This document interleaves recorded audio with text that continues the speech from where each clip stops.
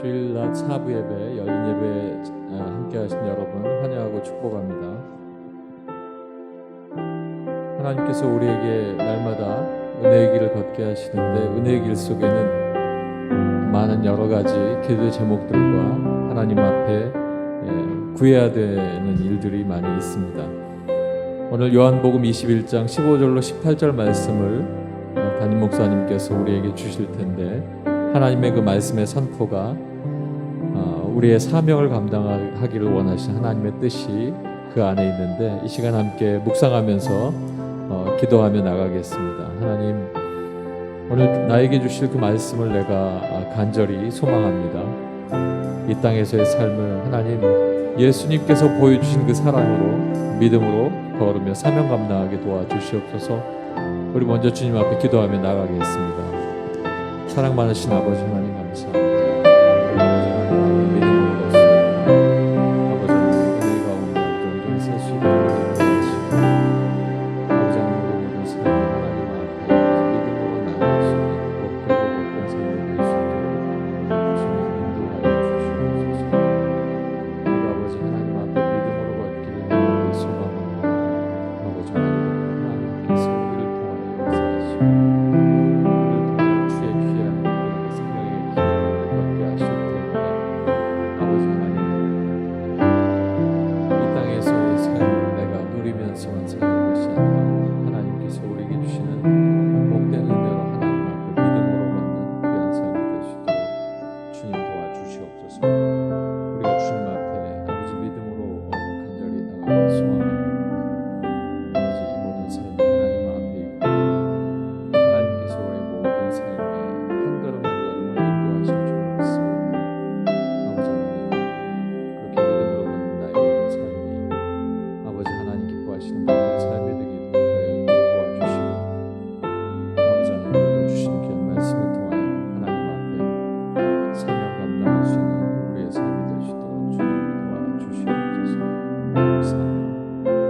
예수님 이름으로 기도하옵나이다. 아멘. 우리가 이 땅에서 사는 삶이 예수 그리스도가 나를 위해 죽으신 그 핏값으로 사신 그 은혜 가운데 살기 때문에 늘 내가 살고자 함이 아니라 예수 그리스도의 십자가로 말미암아 그 십자가를 따라서 내가 나의 모든 삶을 주께 드리고 이 땅에서의 삶을 내려놓을 때 오히려 예수 그리스도의 삶이, 예수 그리스도의 그 이름이 높여질 줄로 믿습니다. 나는 죽고 주가 살고, 우리가 기쁨으로 함께 찬양합니다.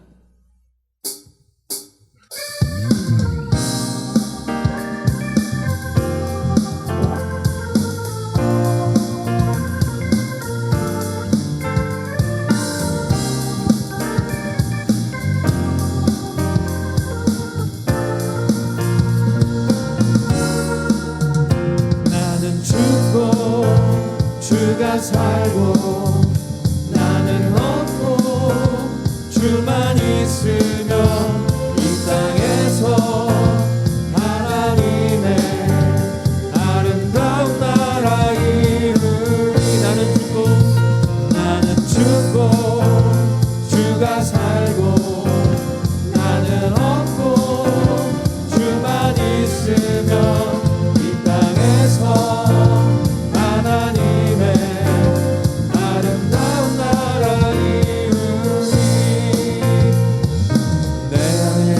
내가 산다면 육체의 열매 맺으며, 내 안에서 주가 산다면 성령의 열매를 맺으리. 나는 죽고 주가 살고 나는 얻고 주만 있으면 이 땅에서 하나님의 아름다운 나라 이 한 번 더 내 안에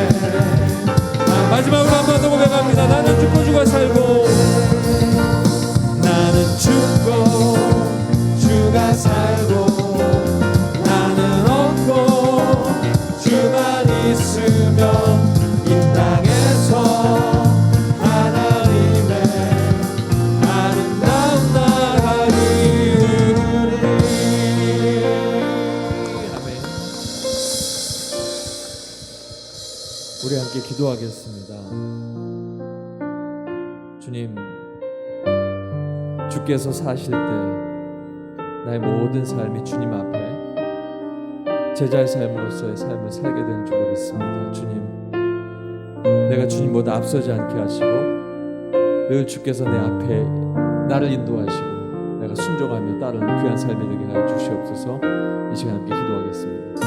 아버지 하나님, 내가 주님 앞에 나아가고 주님 앞에 나의 삶이 아버지 하나님 앞에 빛과 같은 삶이 될 수 있기를 원합니다.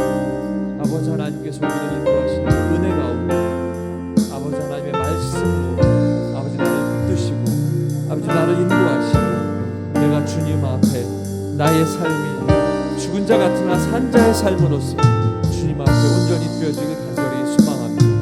오늘 이 시간 우리가 하나님 앞에 모여서 하나님을 찬양하고 예수 그리스도의 죽으심과 그리스도께서 우리에게 보여주신 그 사랑을 아버지 하나님 앞에 우리가 고백하고 또 하나님 은혜 가운데 서기를 원하오니 이 땅에서의 사는 삶 내 고집으로 살지 않게 하시고 내 뜻대로 살지 않게 하시고 성령의 뜻대로 주님 앞에 붙들려 사는 복되고 복된 삶이 될 수 있도록 인도하여 주시옵소서. 오늘 시간도 아버지 하나님 우리가 주님 앞에 예배하는 이 시간에 주께서 나를 만나주시고 주의 귀한 은혜로 아버지 하나님 앞에 온전히 서기를 간절히 소망하고 주님 함께하여 주시고 인도하여 주시옵소서. 할렐루야. 믿음의 삶이 되게 도와주시옵소서. 믿음으로 걷는 귀하고 귀한 복된 삶이 될 수 있도록 인도하여 주시옵소서.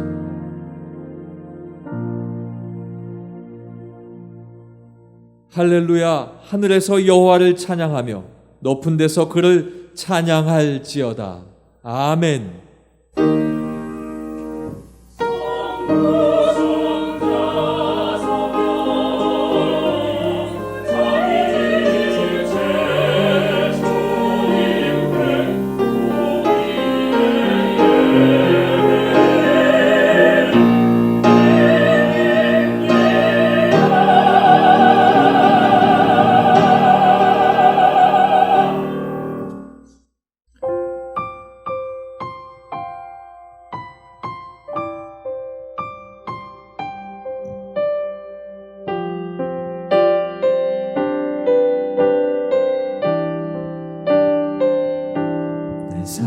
사랑하는 이 예수 날 바라보는 이 예수 날 지켜주는 이 예수 날 용서하는 이 예수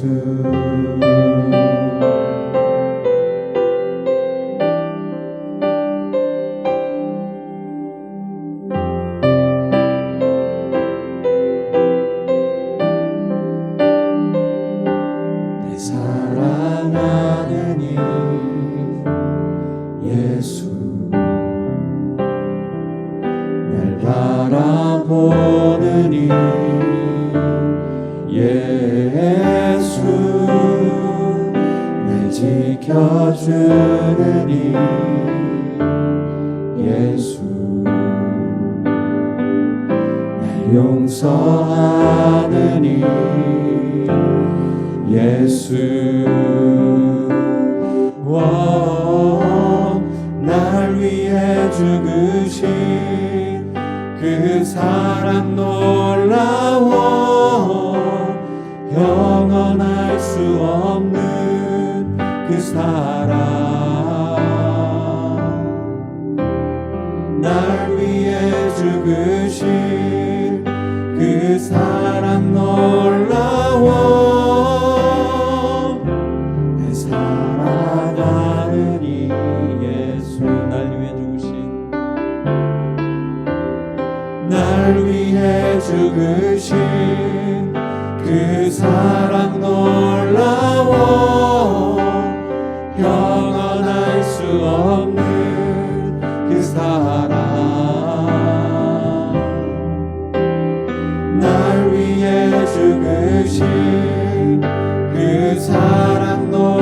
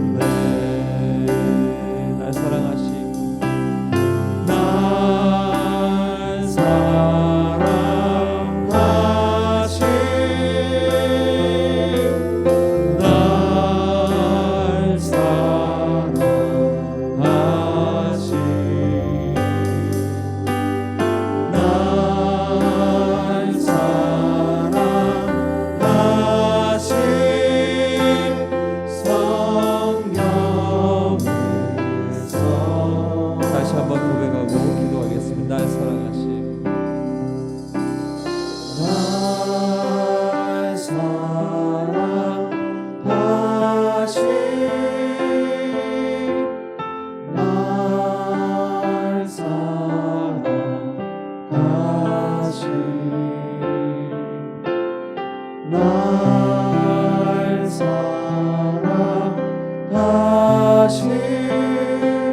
성경에 써있네. 우리 함께 기도하겠습니다.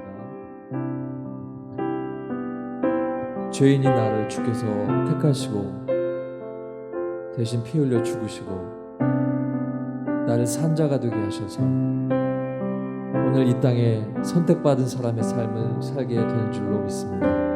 이 시간 기도할 때 주님, 내 죄 때문에 죽으신 예수 그리스도의 사랑으로 내가 오늘을 삽니다. 주님, 그 사랑 잊지 않게 하시고 나 역시 주님 앞에 그 사랑 고백할 수 있는 복된 삶이 될 수 있도록 주님 도와주시옵소서. 기도하겠습니다. 아버지 하나님 감사합니다. 우리의 삶이 아버지 하나님 앞에 있습니다. 아버지 하나님, 죄 가운데 죽을 수밖에 없는 나를 택하셨습니다. 그리고 나를 주께서 하나님의 백성 삼아 주셔서 오직 길이요 진리요 생명이신 예수 그리스도의 이름으로 말미암아 내가 아버지 하나님 새로운 생명을 얻게 되었습니다. 아버지, 오늘을 살아가는 내가 주님 앞에 고백합니다. 아버지 하나님, 이 땅에서의 삶을 아버지 하나님 내 스스로 내가 판단하여 사는, 내가 고집하는 삶이 되지 않게 하여 주시고 주님께서 내게 성령으로 말씀하시는 대로 순종하며 사는 삶이 되게 하여 주시옵소서. 내가 그 삶을 향하여 걸어갈 때마다 아버지 하나님께서 주신 귀한 은혜의 삶을 살 수 있도록 인도하여 주시고 아버지 하나님 믿음으로 걷게 하여 주시며 믿음으로 걷는 그 귀한 걸음마다 하나님의 놀라운 은혜와 영광이 나타날 수 있도록 인도하여 주시옵소서. 우리가 주님 앞에 아버지 믿음으로 걷습니다. 하나님께서 함께하여 주시고 하나님께서 인도하여 주시고 오늘도 이 예배 가운데 아버지 하나님께서 함께하여 주시며 주의 뜻 가운데 서는 복되고 복된 귀한 시간 될 수 있도록 인도하여 주시옵소서. 아버지 하나님 감사합니다.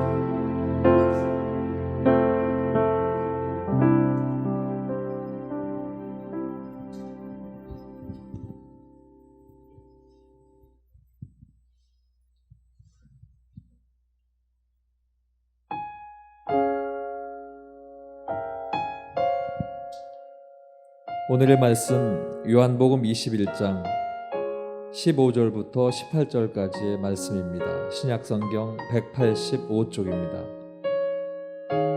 요한복음 21장 15절부터 18절까지의 말씀, 신약성경 185쪽입니다. 그들이 조반 먹은 후에 예수께서 시몬 베드로에게 이르시되 요한의 아들 시몬아, 내가 이 사람들보다 나를 더 사랑하느냐 하시니 이르되 주님 그러하나이다. 내가 주님을 사랑하는 줄 주님께서 아시나이다. 이르시되 내 어린 양을 먹이라 하시고 또 두 번째 이르시되 요한의 아들 시몬아, 내가 나를 사랑하느냐 하시니 이르되 주님 그러하나이다. 내가 주님을 사랑하는 줄 주님께서 아시나이다. 이르시되 내 양을 치라 하시고 세 번째 이르시되 요한의 아들 시몬아, 내가 나를 사랑하느냐 하시니 주께서 세 번째 내가 나를 사랑하느냐 하심으로 베드로가 근심하여 이르되 주님, 모든 것을 아시오매 내가 주님을 사랑하는 줄을 주님께서 아시나이다. 예수께서 이르시되 내 양을 먹이라. 내가 진실로 진실로 내게 이르노니 내가 젊어서는 스스로 띠뛰고 원하는 곳으로 다녔거니와 늙어서는 내 팔을 벌리리니 남이 내게 띠띠우고 원하지 아니하는 곳으로 데려가리라. 아멘.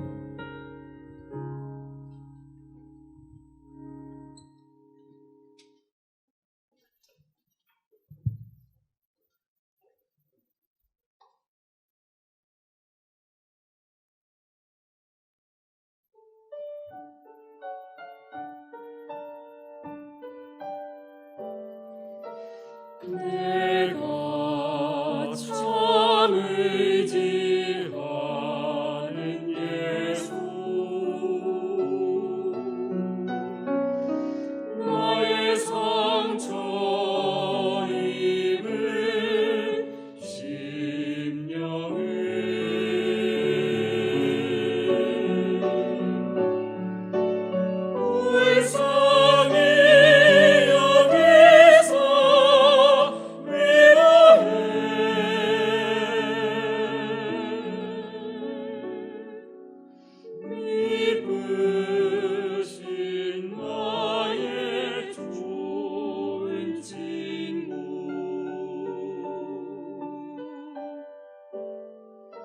주의 손 의지하고 갈 때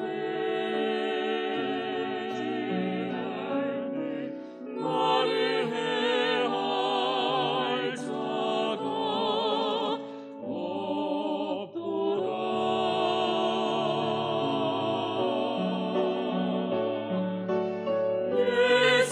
예수께서 내가 위로해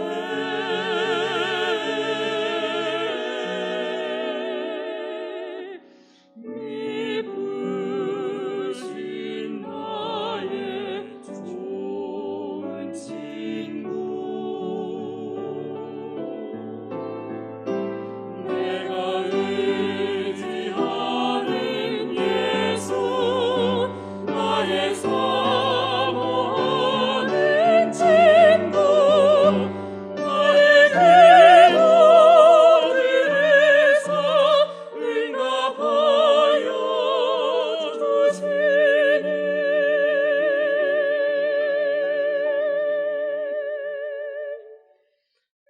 이쁘신 나의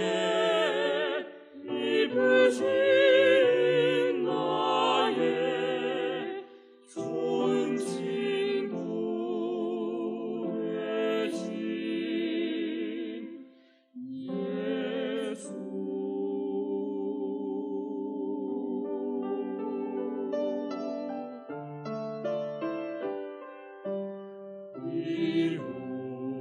위로의 천국 올라가서 모든 성도들과 다 함께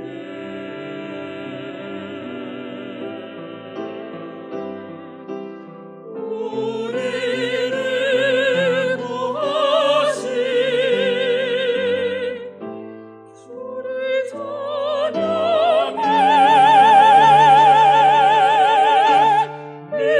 미쁘신 나의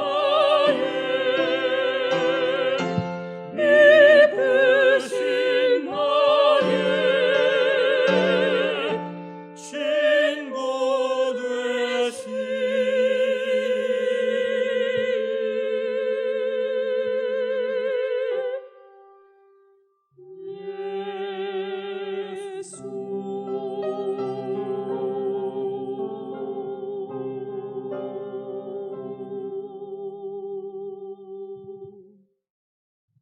아멘.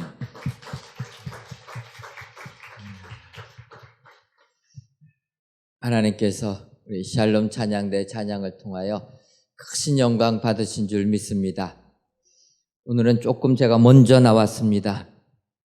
이렇게 대지를 하면서 왔다 갔다 했더니 그러지 말라고 해가지고 오늘은 제가 그냥 이곳에 서 있으려고 합니다.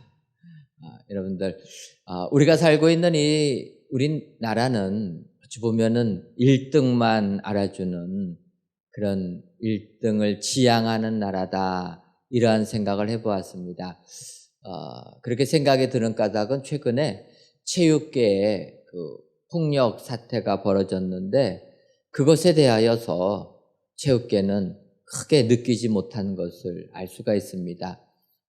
메달을 따야 되니까, 등수에 들어야 되니까 등수에 들기 위하여서 선수들에게 폭력을 가하는 것이 문제가 되지 않았다라는 것입니다. 또 메달을 따는 그 선배들이 후배들을 다그쳐서 또 메달을 딸 수 있게끔 그 후배들을 폭행하는 것, 그것도 용서가 되는 이런 게 우리나라의 현실이라는 것입니다. 근데 이제 이런 현실이 이 체육계만 있는 게 아니라 사실은 우리가 학교에서 생활할 때부터 그런 것들을 우리는 느끼게 됩니다. 예를 들면은 학교에서는 아이들한테 공부를 가르쳐 주는데 공부를 잘하는 것하고 또 바른 삶을 사는 것하고는 하등의 관계가 없습니다. 그런데 학교에서 공부 잘하는 우승생이 사고를 치면은 그는 용서가 쉽게 된다라는 거예요. 학교에서 크게 문제를 안 일으킵니다. 그런데 공부도 못하는 것들이 사고를 치면 어떡합니까? 문제가 커집니다. 그래서 학교에서부터도 공부 잘하는 사람들만 특혜를 주는 이런 사회가 우리의 사회다. 그러다 보니까 1등을 하지 못하는 수많은 2등들은 사실은 이 세상 살면서 절망하고 좌절하며 이 세상 실패의 삶을 산다라는 것입니다. 어찌 보면은 이 나라는 이렇게 1등만 추구하다 보니까 실패자들은 사실은 극단의 선택을 많이 하는 나라가 되었다라는 것입니다. 예전에 일본 같은 경우에 자살률이 세계 1위라고 하였습니다.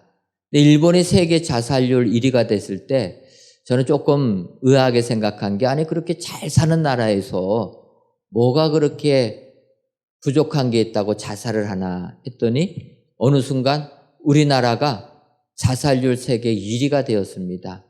이것만 봐도 우리나라 사람들은 1등을 못하면 못 견디는 문제다. 자살률까지도 1등을 해야 된다는 거예요. 여러분, 외국에서 우리나라에 이렇게 자살률이 높은 이유를 많이 설명하지만 최근에 CNN에서는 이렇게 설명합니다. 한국의 자살률이 많은 것은 패자 부활전이었기 때문이다. 세상 살면서 사람이기 때문에 실수할 수가 있습니다. 잘못을 저지를 수가 있는데 우리나라는 유독 잘못 저지른 사람이 다시금 잘해볼 수 있는 기회가 막혀 있다는 거예요.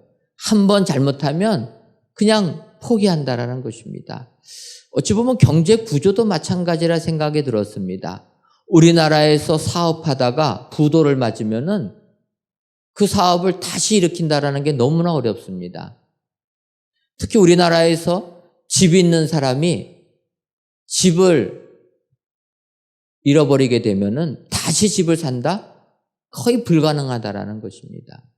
그러다 보니까 이 땅은 정말로 이 세상에서 실패한 자들이 좌절하며 낭망하며 살 수밖에 없는 나라다. 어찌 보면은 이 나라는 1등만 인정하고 그 외 나머지 사람들은 인정하지 않는 이런 사회라는 것입니다. 그런데 이러한 부분은 우리 사회뿐만 아니라 교계도 마찬가지다, 이러한 생각이 들었습니다. 아시는 것처럼 저희 교회가 예전에 다른 교단에 가입하려고 교단을 변경하려고 했던 적이 있습니다. 그때 우리 교회가 아니라 다른 교회도 그 정통 교단에 가입하려고 가입 신청서를 냈는데, 그 교회가 교단에 가입하려고 했던 것은 그 교회는 이단이라고 정죄를 당해가지고 그 굴레를 좀 벗어나려고 정통 교단에 가입하려고 했습니다. 그래서 그 교회는 우리가 신앙생활 잘못한 거 있으면은 회개하고 바르게 하겠다. 우리가 잘못한 거 지적만 해주면 우리가 무조건 다 고치겠다. 그래서 그 약속을 신문에다가 광고까지 했습니다. 말씀만 해주시면 우리가 지금까지 잘못한 거 있으면 회개하고 바르게 믿음 생활하겠습니다. 그런데 결론적으로 그 교단에서는 그 교회를 쫓아버렸다라는 겁니다. 저는 그것을 보면서 참 마음이 아팠습니다.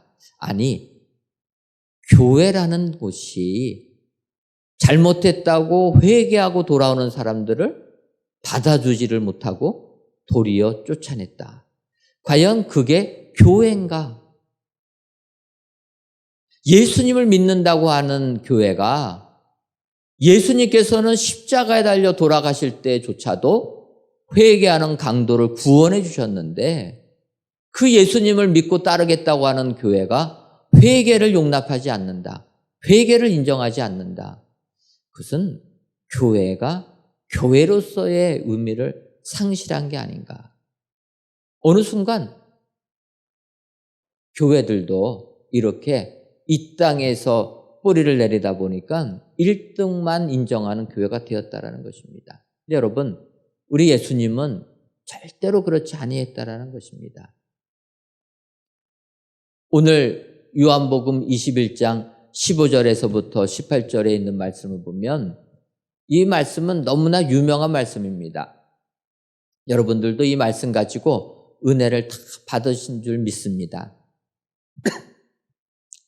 저도 2017년도에 15절에서부터 21절에 있는 말씀 가지고 나를 따르라 라는 제목으로 말씀을 선포도 했습니다.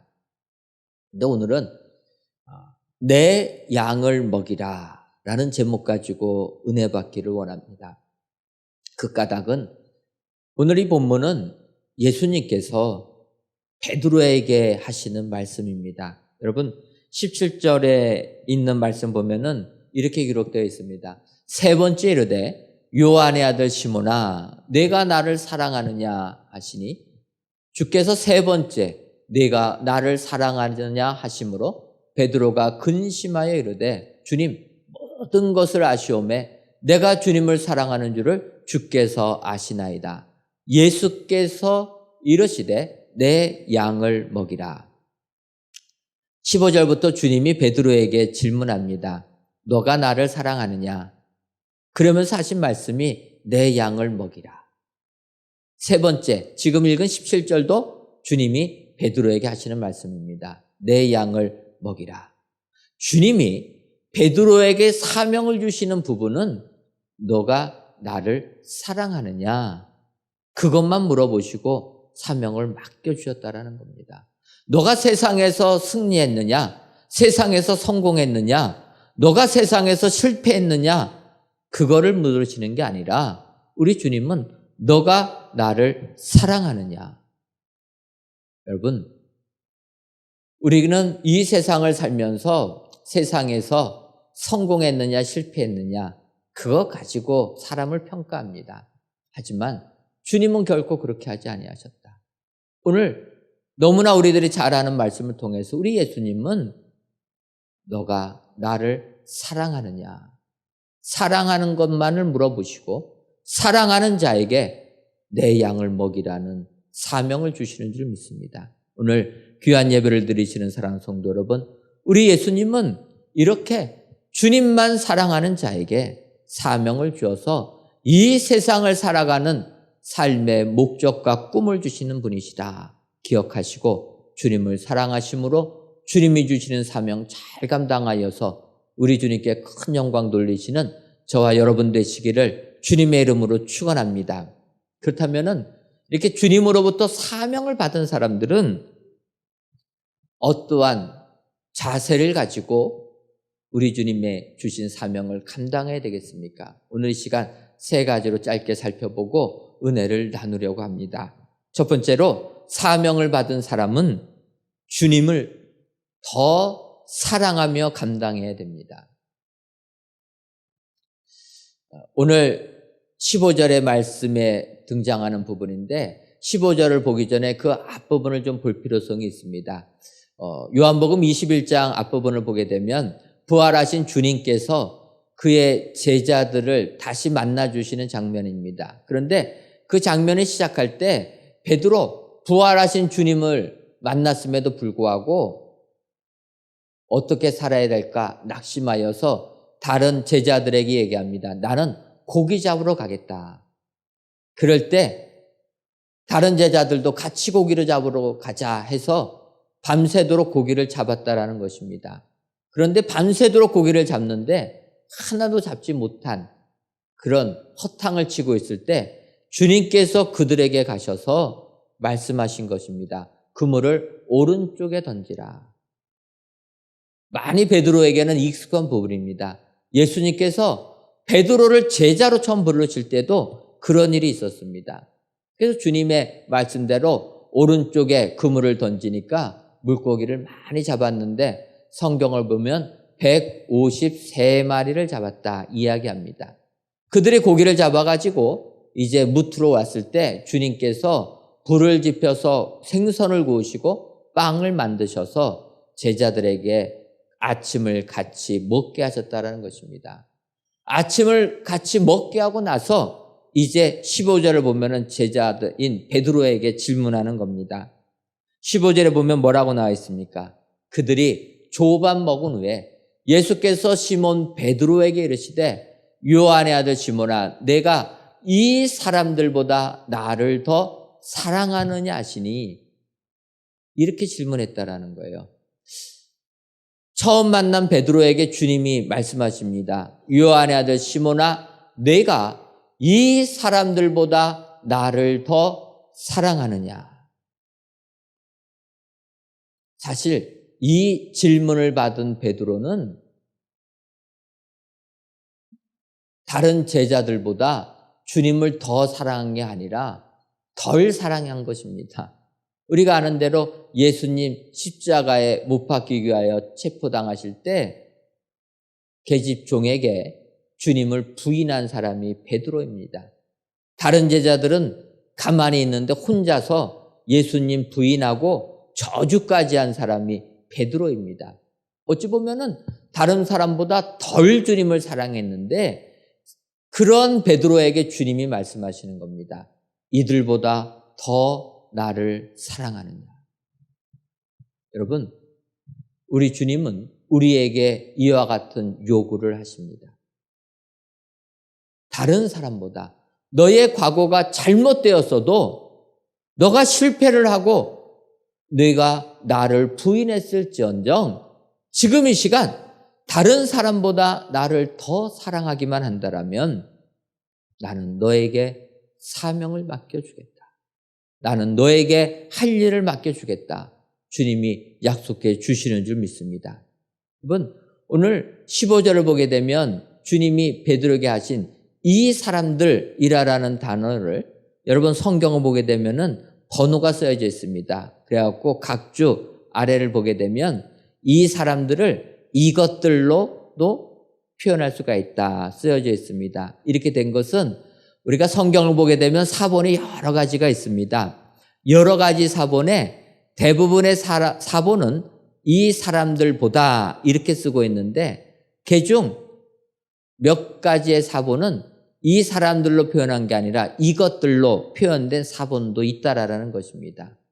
그래서 어찌 보면은 이것을 같이 생각해 보면 주님이 베드로에게 하시는 겁니다. 너가 다른 제자들보다 나를 더 사랑하느냐? 아니면 너가 이것들보다 나를 더 사랑하느냐? 여러분, 여기서 이것들이 무엇입니까? 베드로가 살겠다고 고기 잡는 배를 타가지고 그물을 내렸다라는 겁니다. 너가 세상 살 때 너가 나의 생명을 구원해 줄 거라고 생각하는 고기 잡는 배, 물고기 잡는 그물보다 나를 더 사랑하느냐? 여러분, 오늘 우리 주님 우리에게 물어보시는 겁니다. 세상 살면서 나에게 생명을 주는 거라고 생각하는 물질보다도 더 나를 사랑하느냐? 세상의 권력과 명예보다도 나를 더 사랑하느냐? 주님을 더 사랑하는 자에게 하나님께서 사명을 내려주시는 줄 믿습니다. 오늘 귀한 예배를 드리시는 저와 여러분들이 우리 예수님 세상 것보다 더 사랑하셔서 사명 받으시고 이 세상 목적을 가지고 주님의 꿈을 이루시는 축복의 성도님들 되시기를 주님의 이름으로 축원합니다. 두 번째로 사명받은 사람은 주님만 사랑하며 사명을 감당해야 됩니다. 첫 번째 돼지하고 비슷합니다. 첫 번째는 주님을 더 사랑해야 되는데 두 번째는 주님만 사랑해야 된다. 이렇게 표현해 봤습니다. 이 두 번째 돼지를 주님만 사랑해야 된다라고 표현한 것은 16절을 보면은 이렇게 얘기합니다. 또 두 번째 이르시되 요한의 아들 시몬아 내가 나를 사랑하느냐? 주님이 이렇게 물으셨기 때문입니다. 앞서서는 요한의 아들 시몬아 너가 이 사람들보다 나를 더 사랑하느냐 물어보셨는데 16절은 너가 나를 사랑하느냐? 그것만 물어보셨다는 거예요. 이것은 우리에게 근본적인 질문을 하는 겁니다. 우리는 세상 살면서 비교하는 데 굉장히 익숙해져 있습니다.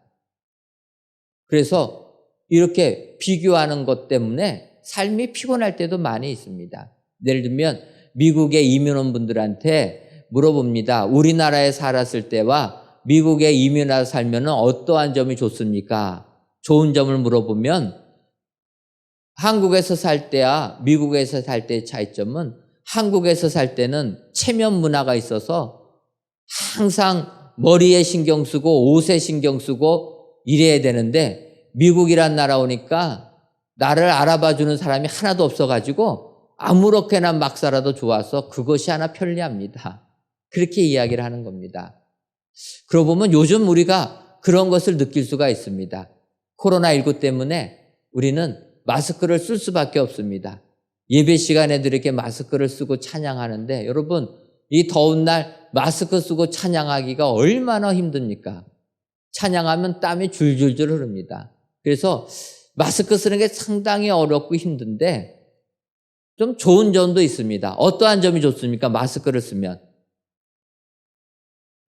쓰면 외모에 신경을 안 써도 된다라는 거예요. 남자 같은 경우에는 마스크를 쓰기 때문에 면도를 안 해도 됩니다. 여성 같은 경우에는 마스크를 쓰니까 뭘 안 합니까? 화장을 안 해요. 립스틱을 바르지 않습니다. 그게 얼마나 편한지 몰라요.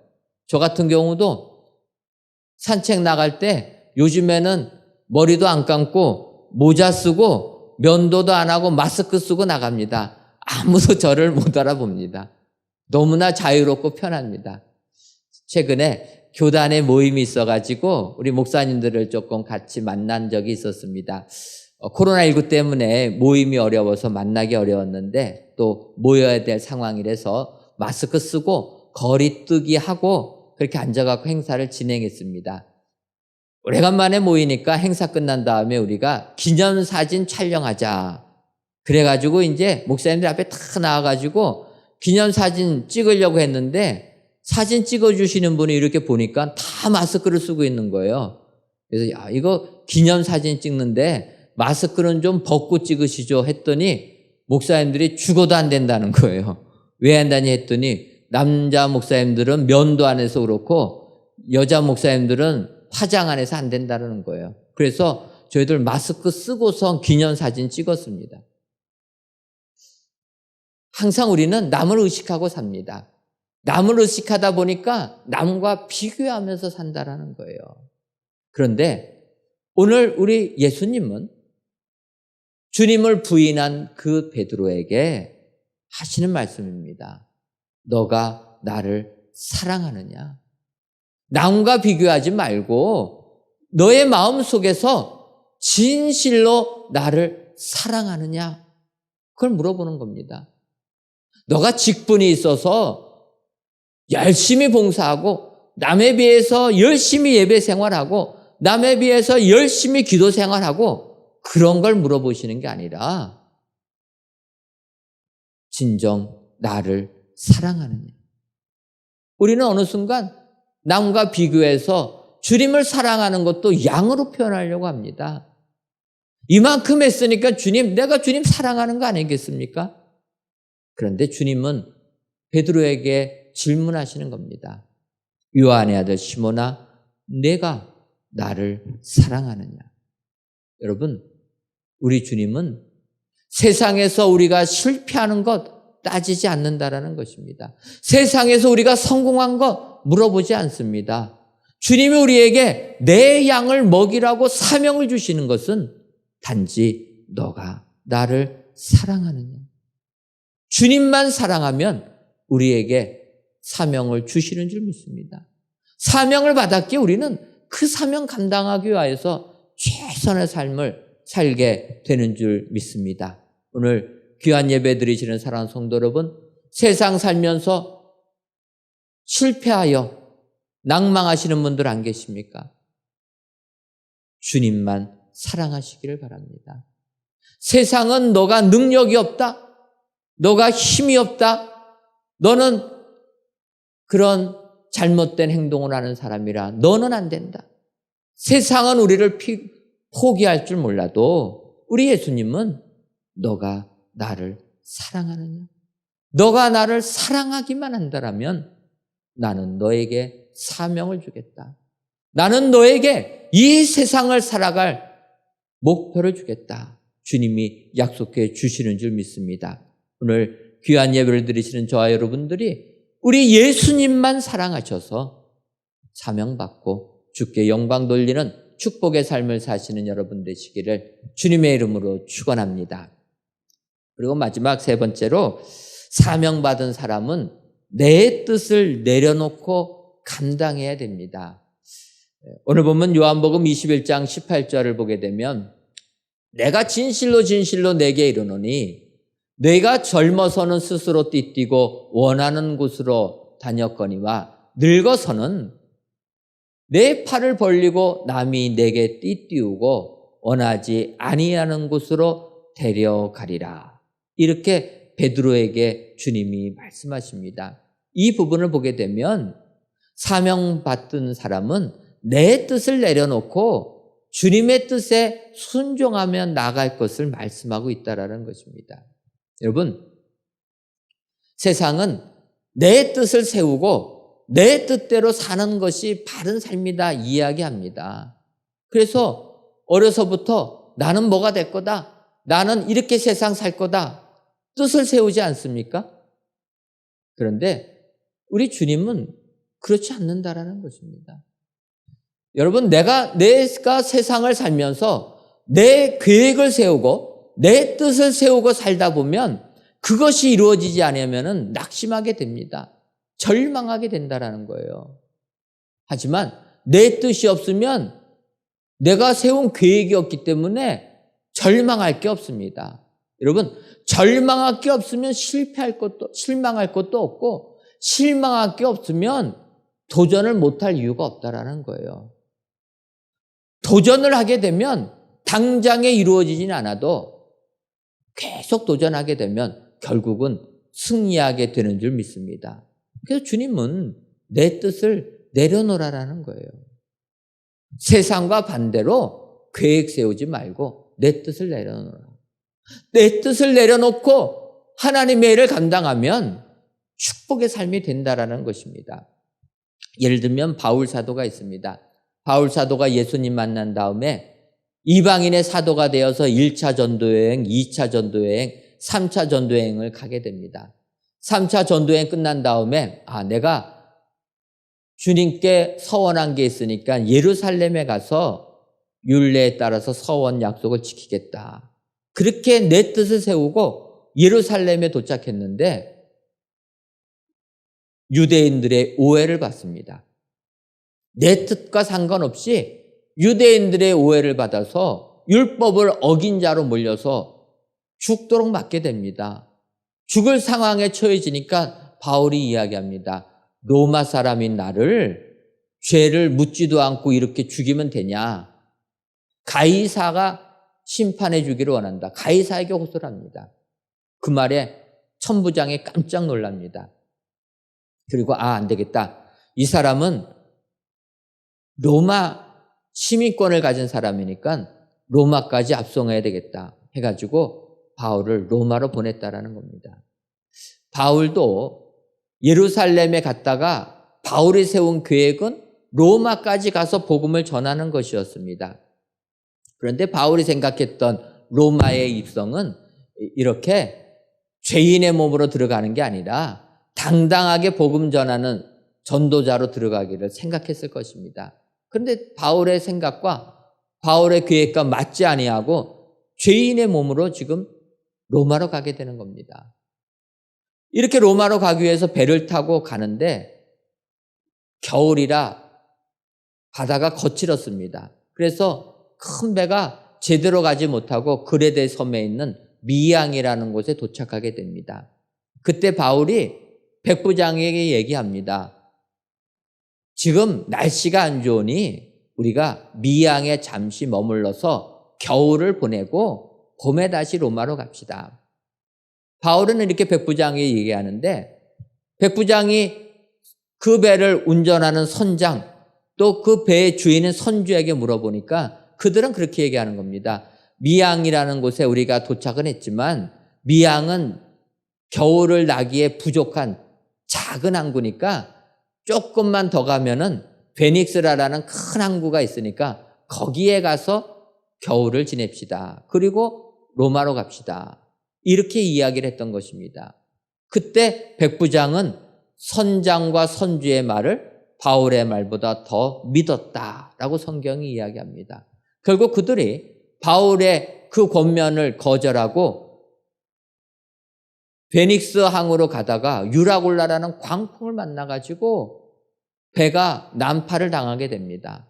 난파당해서 멜리데 섬에 머물게 됩니다. 그리고 나서 겨울 지난 다음에 이제 로마로 도착하게 됐다는 거예요. 이 부분을 보게 되면 바울은 자기가 계획한 대로 일이 진행된 게 없습니다. 하나님께 약속한 서원 지키러 갔는데 서원 지켰던 거가 오히려 오해를 받아가지고 죽을 상황에 처해졌습니다. 또 살교야에서 가이사에게 호소했는데 가이사에게 가는 과정이 배가 난파가 당해서 사지에서 간신히 목숨만 건져서 로마로 오게 된 것입니다. 자기의 말이 들려지지도 않았습니다. 그런데 이렇게 내 뜻대로 안 되고 내가 말한 대로 진행되지 아니한 바울, 사도행전 마지막 구절 28장 31절 마지막 구절은 이렇게 고백합니다. 하나님의 나라를 전파하며 주 예수 그리스도에 관한 모든 것을 담대하게 거침없이 가르치더라. 죄인의 몸으로 갔음에도 불구하고 내 뜻을 내려놓고 하나님의 뜻에 순종해서 가니까 로마에서 거침없이 하나님의 말씀을 전파했다라는 것입니다. 여러분, 주님을 사랑하는 자에게는 하나님께서 사명 주시는 줄 믿습니다. 그 사명을 감당하기 위하여 내 뜻을 내려놓고 주의 뜻에 순종하여 나가는 그 자에게는 하나님께서 그 길을 인도해 주실 줄 믿습니다. 오늘 귀한 예배를 드리시는 사랑하는 성도 여러분, 세상 살면서 혹시라도 내가 부족해서 내가 잘못해서 실패의 나락으로 빠지신 분들 안 계십니까? 우리 주님께서는 너가 아무리 잘못했던지라도 나만 사랑하기만 하면 나는 너에게 꿈을 주고 희망을 주고 사명을 주시는 자다. 주님이 약속해 주신 줄 믿습니다. 오늘 세상 실패한 분들 계실지라도 주님이 하시는 이 말씀, 내가 나를 사랑하느냐? 이 말씀에 응답하셔서 주님이 맡겨주신 사명을 잘 감당하시는 축복의 성도님들 되시기를 주님의 이름으로 축원합니다. 기도하겠습니다.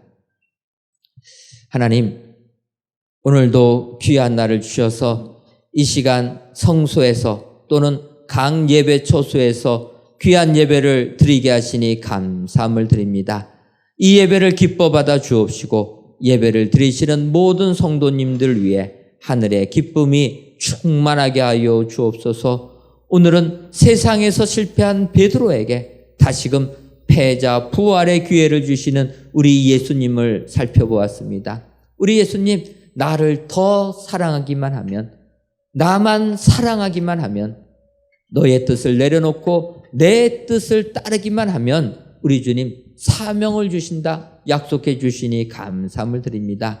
이 예수님을 본받아서 세상 아무리 실패를 했더라도, 세상 아무리 좌절을 겪을지라도 주님만 사랑하여 주님이 주신 사명 가지고 세상을 이기는 축복의 성도님들이 되게 하여 주옵소서. 예수님의 이름으로 기도하옵나이다. 아멘.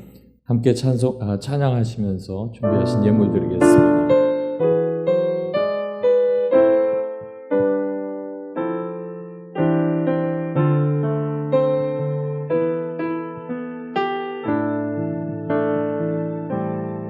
주님이 홀로 가신 그 길 나도 따라가오.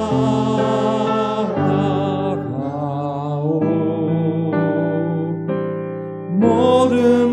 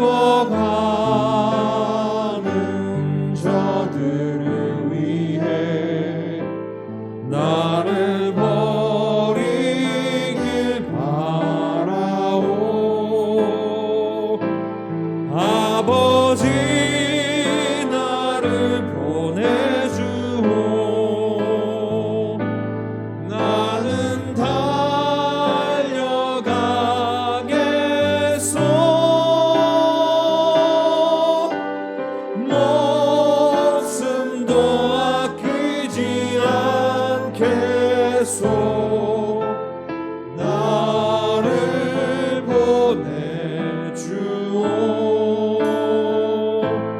세상이 나를 미워해도 나는 사랑하겠소.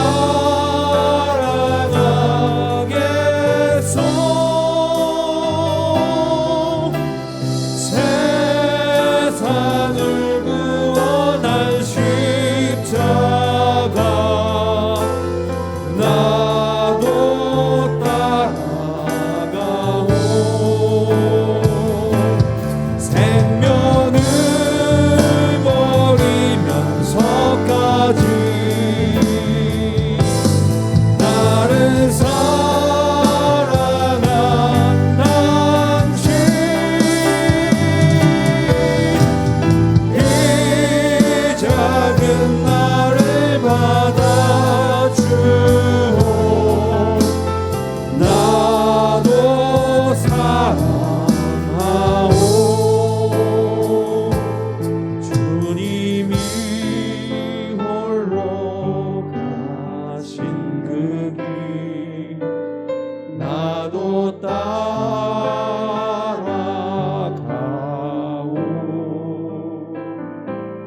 모든 물과 피를 흘리신 그 길을 나도 가오.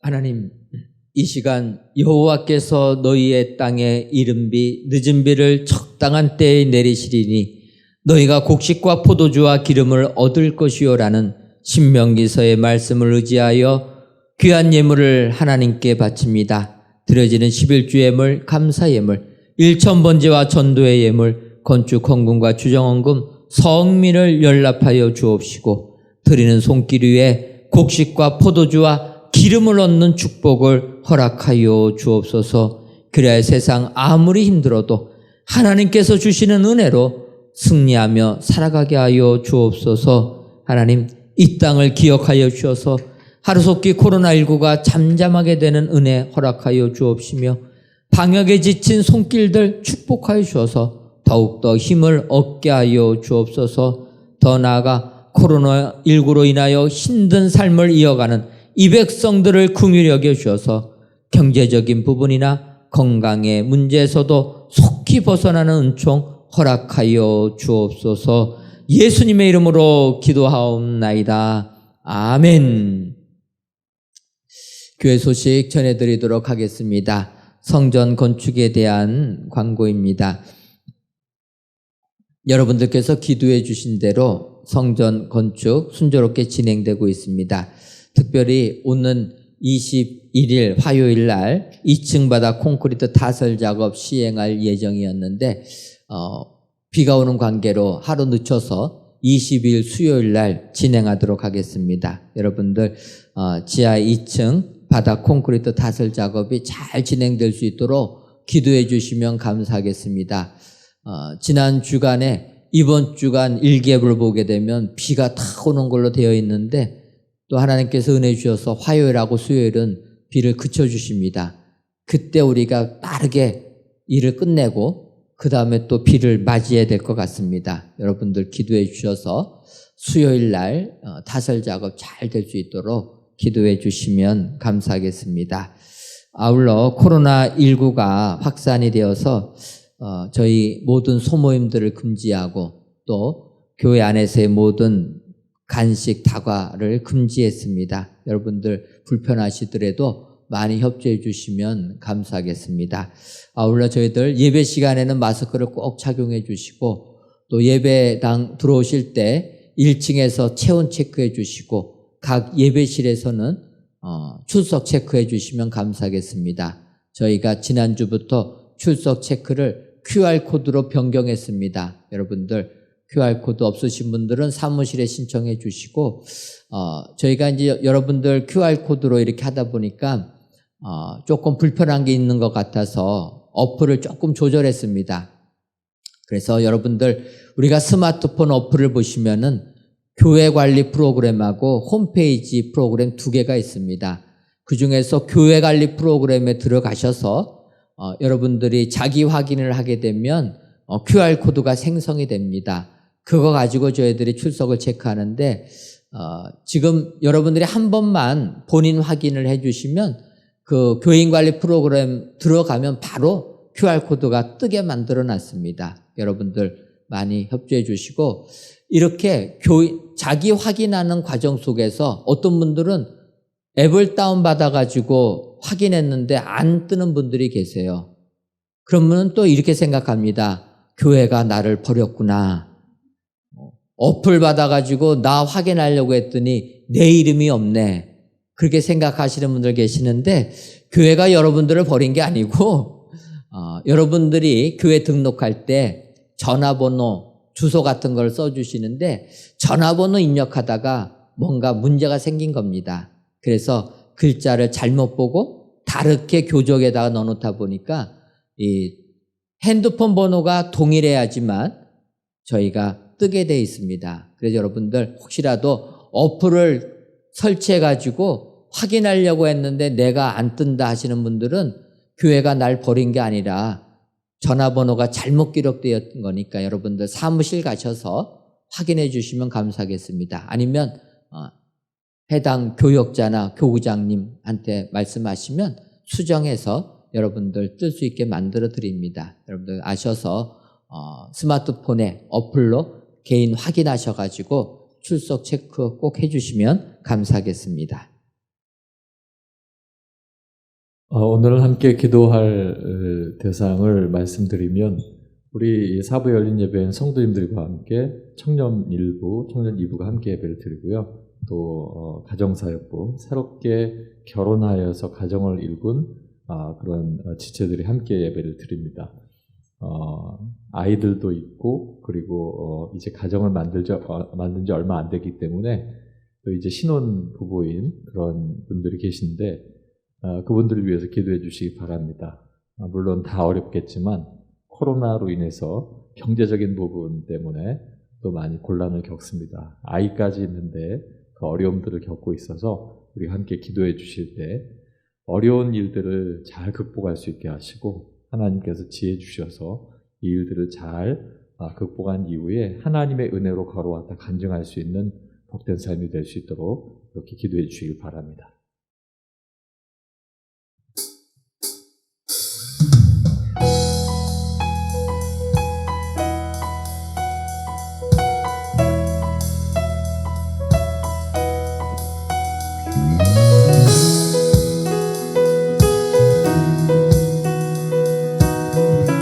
우리들 함께 손잡고 가요. 손잡고 가세.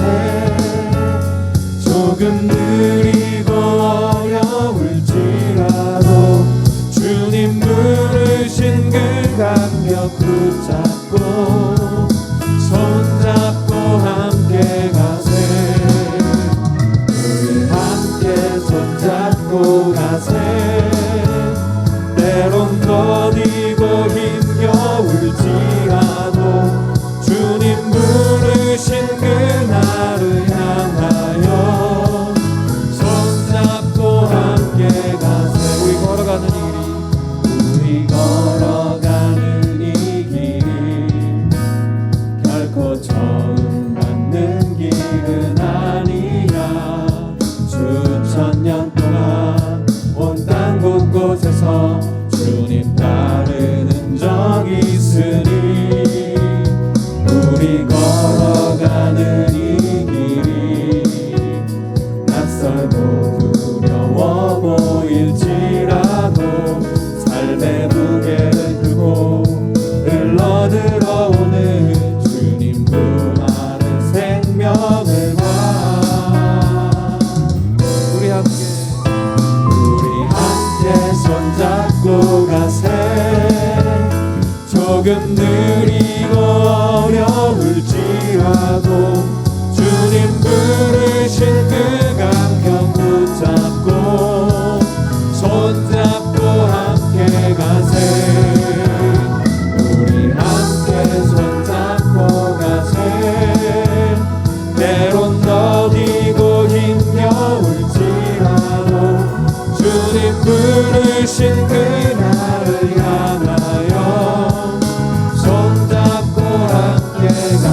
함께 기도하겠습니다. 할렐루야. 아버지 하나님, 우리에게 주신 귀한 지체들을 기억하여 주시옵소서. 아버지 하나님, 하나님께서 서로 만나게 하시고 가정을 이루게 하시고, 아버지 또 하나님께서 은혜를 통하여 귀한 생명들을 주셔서 어린 생명들과 함께 가정을 이루고 아버지 하나님 앞에 믿음으로 살기를 애쓰고 있습니다. 아버지 하나님, 그 가운데에 여러 가지 어려운 일들이 있습니다.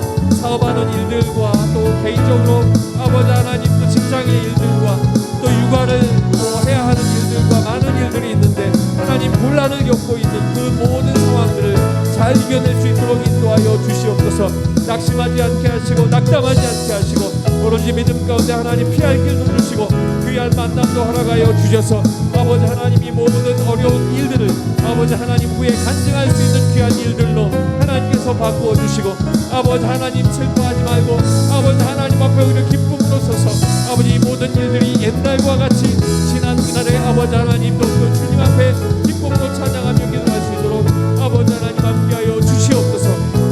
아버지 하나님, 오늘 하나님께서 그 마음에 용기를 주시고 그 마음에 담대함을 주시고 그 마음에 신실함을 주셔서 하나님께서 함께 하시는 복된 일들이 있게 하여 주시옵소서. 할렐루야. 하나님, 이 시간 사후 예배를 드리신 성도님들을 위하여 기도합니다. 아버지, 코로나19로 인하여 우리의 삶이 힘들고 어려울지라도 우리 성도님들 주님이 기억하여 주셔서 하늘의 은혜를 가지고 이 어려운 코로나19의 시기를 극복하는 귀한 성도님들 되게 하여 주옵소서. 먼저 우리 교회 청년들을 기억하여 주셔서 하나님의 은혜가 더 또 충만한 청년들 되게 하여 주옵소서. 코로나19로 인하여 소모임들이 금지되었습니다. 비록 모이지는 못할지라도 서로가 서로를 위하여 기도해 주며 교제의 끈이 끊어지지 아니하는 우리 귀한 청년들 되게 하여 주옵소서. 우리 가정사역부 부원들을 기억하여 주시고 주님이 짝지어 주셔서 가정을 이루어 주었사오니 그 각 가정들 하나님이 주시는 은혜 속에서 세상 이길 수 있도록 역사하여 주옵소서. 자녀들 잘 양육하는 가정들 되게 하여 주시고 세상을 살아갈 때 경제적으로 어려운 일 당하지 아니하도록 우리 주님이 물질적인 축복도 허락하여 주옵소서. 더 나아가 이 예배에 참여한 모든 성도님들 주님 기억하여 주시고 하늘의 은혜를 가지고 세상 승리하는 모든 성도님들 되게 하여 주옵소서. 예수님의 이름으로 기도하옵나이다. 아멘. 이제는 우리 주 예수 그리스도의 크신 은혜와 하나님 아버지의 한량없는 사랑하심과 성령님의 교통하심이 주님이 주신 사명 끝까지 잘 감당하기로 다짐하는 사랑하는 은혜광성교회 모든 성도님들 위에와 그들이 속한 가정 위에 이제로부터 영원토록 함께 있을지어다. 아멘.